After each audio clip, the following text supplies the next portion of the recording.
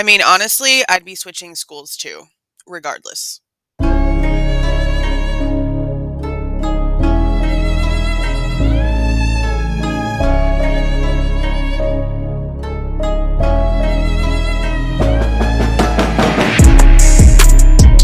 Hey guys, this is Jules with True Crime Reactions. Now, I noticed that the New York Post came out with an article yesterday. I stayed off of the internet all day. I didn't even turn my computers on.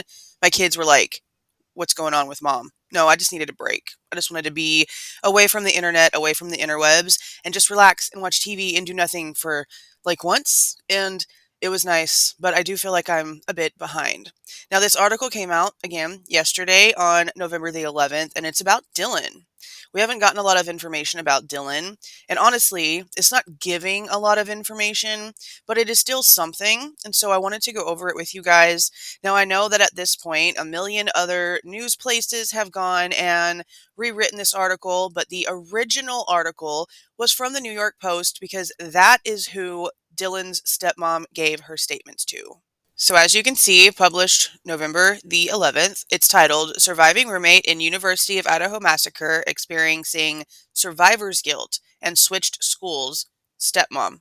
And it's not her current stepmom. This is the stepmom that pretty much raised her for a little over a decade, but that is now divorced from her father. Not to say this person doesn't know what's going on, because just like with Xana's family, we don't know the dynamics after the event.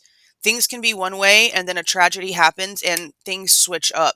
So just like I want to believe that Kara is talking to Jeff and that there is some sort of communication there just because they are in a united front for justice for their daughter, I am also going to believe that the stepmother is talking to Dylan's father and checking up on her, probably even talking to Dylan and checking up on her to make sure she's okay. There's no reason at this point to believe that anything said here is false. This is the stepmother. This is not Dylan herself. So let's just all take a chill pill and let's see what she has to say. A year after the massacre of 4 University of Idaho students, the roommate who came face to face with the suspect but was spared has transferred colleges and is struggling with survivor's guilt, her stepmother told the Post in her first public comments. Patricia Monroe said Dylan Mortensen is doing okay since the incident.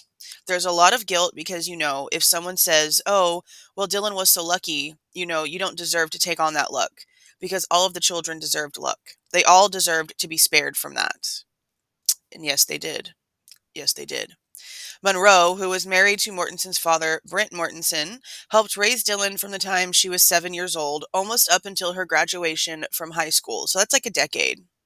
Because you're between 17 and 18, whenever you graduate. So yeah, that's like 10 years that she was in this kid's life, that she helped raise Dylan. She and Brent Mortensen have since gotten divorced, but she insisted she is still very aware of the situation and what Mortensen's doing and how she's doing. Dylan's stepmom said the 20-year-old transferred universities this year, but declined to say which one.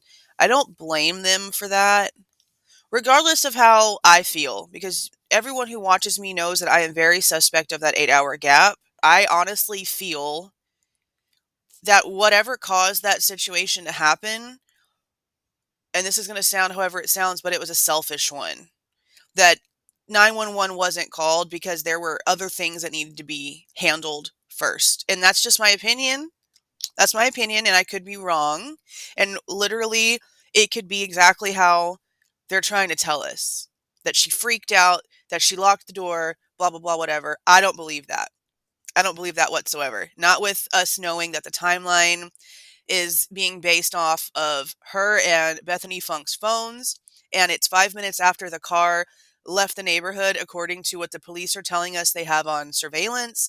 And it is just too much for me to believe that it was not connected in some sort of nefarious way. I really do believe that there was just something in that house or something else going on, and that is why there is an 8-hour gap. There's nothing until trial that's going to change my mind. Until real evidence comes out at trial and we are told the actual truth here, that's what I'm going to stick to.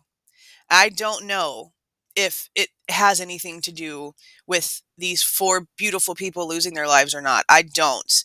In my beliefs, based off of what the cops have told us and not some crap I'm making up in my brain, but what the police have actually said to us, what is in the documents, okay? There is a reason why they ended the timeline off of the two surviving roommates' phones and what was going on those phones. And like I've mentioned, they wouldn't be using that as an end time if they were talking about what they were going to wear the next night out whenever they went to the bar. Okay. That conversation or whatever movement on Dylan and Bethany's phones is related to the incident. And if it is to say that they are speaking to each other about what they are hearing, what they are seeing, and it all connects to what actually happened, there's no excuse.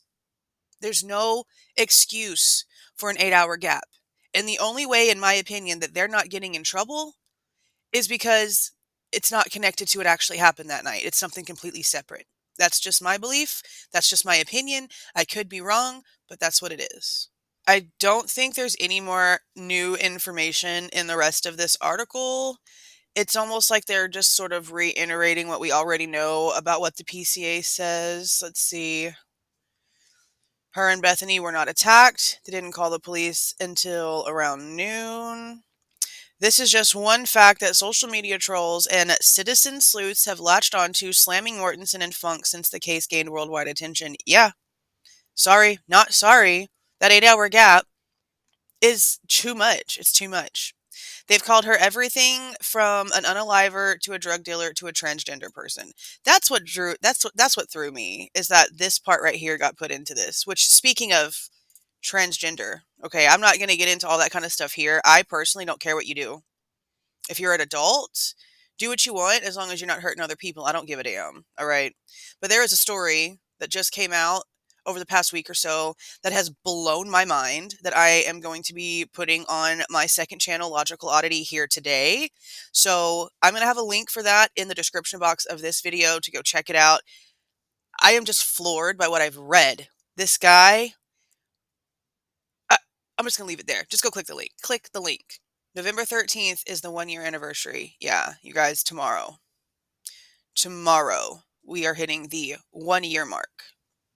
And we have no more answers than we did a year ago. These families, I don't care about us. Screw us, okay? I don't care. I don't care. I don't care. These families have no more answers today, one day prior to the 1-year mark of this incident, than they did the day that it happened. And that's true. Yeah, we have a guy in custody, but that's all we got. We have no motive. We have no timeline for anything. We have no answers for how he knew them, how he knew that area, how he knew that house. They haven't given us anything, which is another reason why it's so difficult for most of us to sit here and believe that they got the right guy. I want them to have the right guy. I don't want them to be wasting so much time and Idaho's citizens' taxpayer dollars on the wrong person.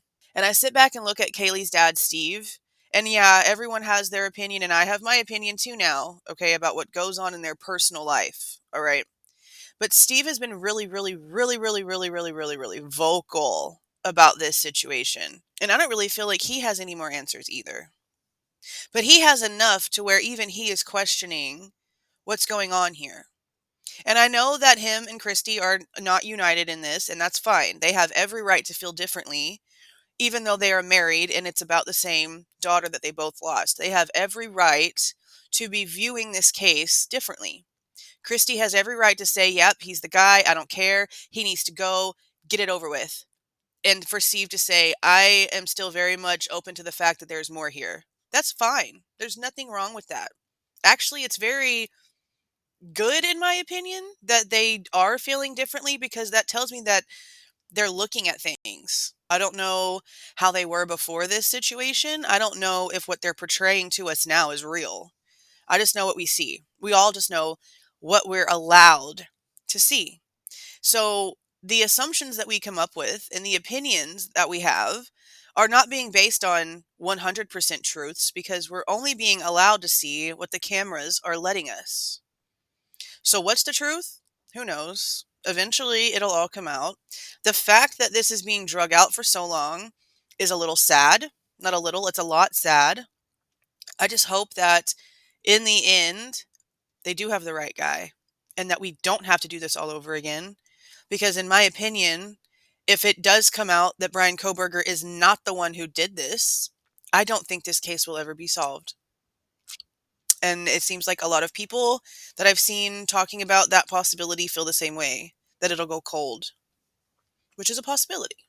Which is another reason why I hope that they have the right guy, because I see that being a plausible future for this case, if that's how it goes. But anyway, that's it for this update. Do not forget that there is an episode coming out tonight. I don't honestly recall as I'm speaking. I believe it's Court TV. Court TV is coming out with an episode at some point tonight. I'm going to be watching it. I'm going to be giving my opinions on it at some point, probably tomorrow, but maybe not tomorrow. I kind of just want to lay off on giving a reaction to it until Tuesday, because tomorrow is the anniversary. So what I will most likely end up doing is a memorial video. So be on the lookout for that. Don't forget to click the link in the description box for the video that I just put out today on my second channel. And that is actually it, I believe. Do not forget to like the video on the way out. Subscribe to the channel if you are not subscribed already. See y'all.